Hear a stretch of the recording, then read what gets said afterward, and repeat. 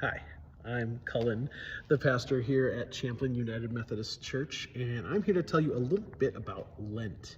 Lent is the season that leads up to Easter. It's traditionally a time of fasting, whether it's from all foods for a certain period of time or some foods for a whole length of time, but fasting isn't really what Lent is about.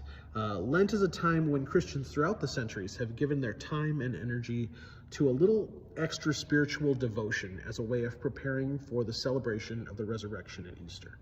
And fasting has always been one of the practices that's been a part of that preparation.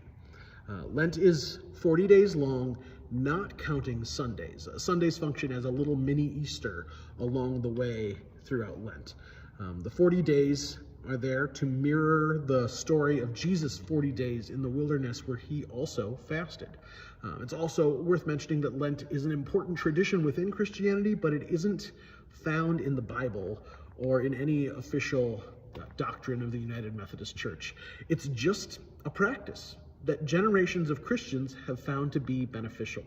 And so we continue that tradition, learning from those who have come before us as we set aside extra time for reflection and spiritual practice during this season. There are a lot of traditions that different communities often attach to Lent.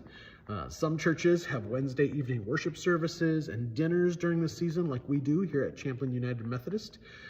Some churches are very careful not to say Alleluia during their church services during Lent.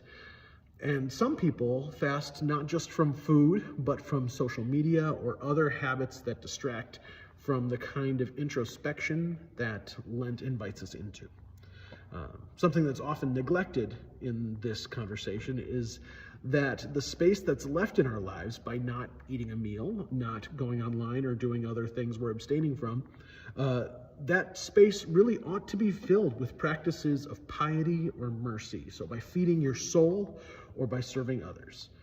But however you choose to observe Lent, it always ends the same way, with the celebration of Jesus' resurrection at Easter. So I hope you found this information helpful.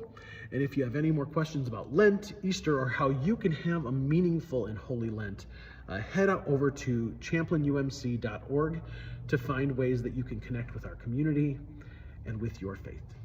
Thanks.